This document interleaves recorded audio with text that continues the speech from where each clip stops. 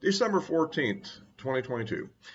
I'm going to get into the issue that's before the Senate and soon be before the House, and that is the spending bill and the budget that's now being debated and worked on. But before I get I want to make a few other comments, the preliminary. First of all, I want to mention this arrest of Sam Bankman-Fried that ran that crypto fund. Um, Everybody's probably sort of happy he's arrested, but actually we shouldn't be that happy at this point. Of course he was going to be arrested, but the reason why he was arrested when he was is because they want to shut him up, because he was going to go testify and before Congress, and without, obviously against any kind of prudent legal advice. And who knows what we'd have been able to get him to say and how much he would even been able to even more incriminate himself. But because the administration doesn't want all the dirty truth out, given the amount of money that went to Democrats from him, I think they arrested him in order to shut him up. Because now arrested, he will be, lawyered up and in jail. Apparently, he's going to be locked up down there for nearly a couple of months probably before he gets extradited, what I'm hearing, or something like that. So they've succeeded in silencing him and taking somewhat shortly be able to take this off the news. So yeah, that's the real story here. Okay, and as we say this, the border continues to spiral out of control as Title 42 is soon to expire. I don't know whether, I would think that maybe the administration would be appealing this to the Supreme Court to see if they could get a stay on this thing. But I mean, after all, they also want to appropriate money for COVID, so maybe they could maneuver the Supreme Court into a little bit of a situation, given that they're also another thing the Supreme Court's hearing efforts to overturn that student bailout thing. Which would may cause a little dilemma for the debates one way or the other, but so far I haven't heard anything on that. Okay, enough of that. Now let's go on to the main topic, which of course is the budget. And I really think we should go with a continuing resolution, but it appears that the Senate leadership, McConnell and company, seem to be wanting to actually do an omnibus bill, which would fund the budget all the way to the end of September the 30th. And I want to explain why I think that's a bad idea. By the way, first, if you like these videos, please give me a like. It does help with the algorithm, and of course, you can click. If you're a subscriber, you can click the bell to get notifications. So anyway, all that's appreciated. The 2 people have joined recently. Thanks a lot.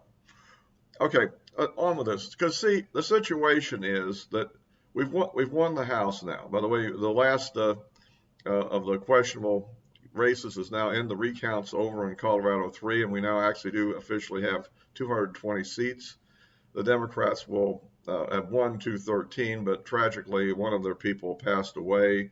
I think he was critically ill even during the election, and a predominantly Democrat district in Virginia. So there'll be a special election in February to replace him. So by the end of February, they'll have somebody. It'll be back to 213. So that's the way that is.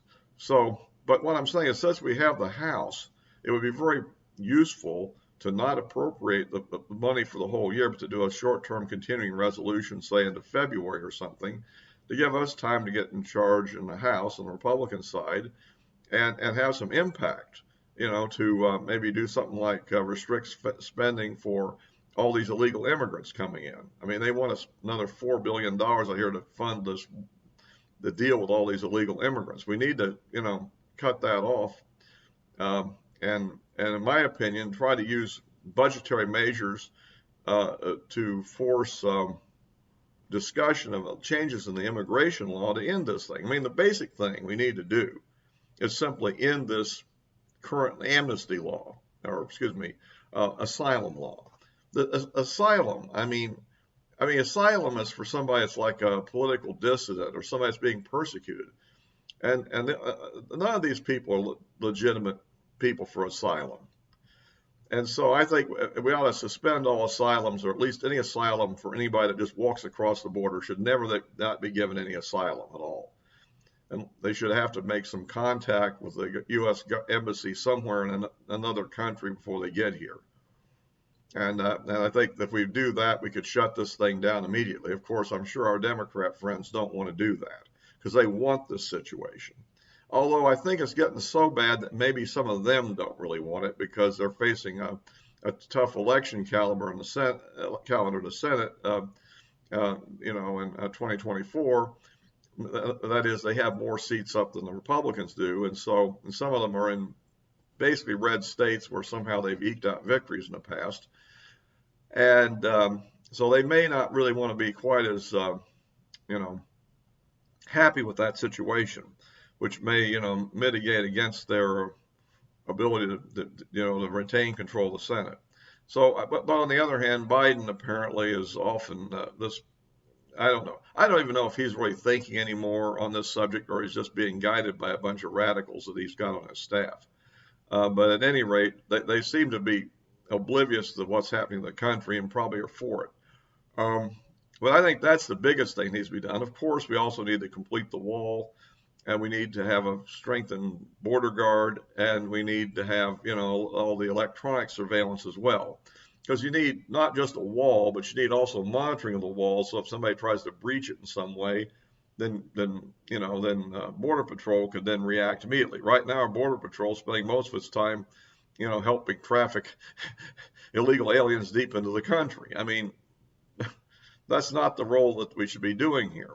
And it seems like the idea of holding up this appropriation bill and trying to get some things inserted into this bill, before it's passed would be helpful. We can't do that till next year. So any attempt to pass it now, I think, would be a bad thing.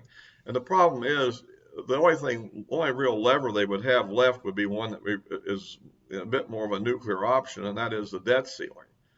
And that causes the country to default on its debt. And considering how much we're getting into economic trouble with our economic sanctions against Russia and the degree to which, say, Saudi Arabia is now making deals with China directly and undermining the petrodollar and so forth, I think we ought to be very careful about that.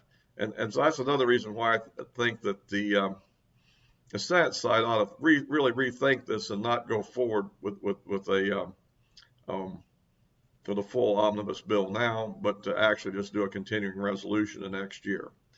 And that way we can maybe get some leverage to make at least some modifications to what's happening right now. So at any rate, that's kind of my opinion on that subject, and I thought I'd put that out. I'll, of course, be posting this on Rumble as well. And one last thing I would like to point out here also. I understand Kari Lake has made a lawsuit in the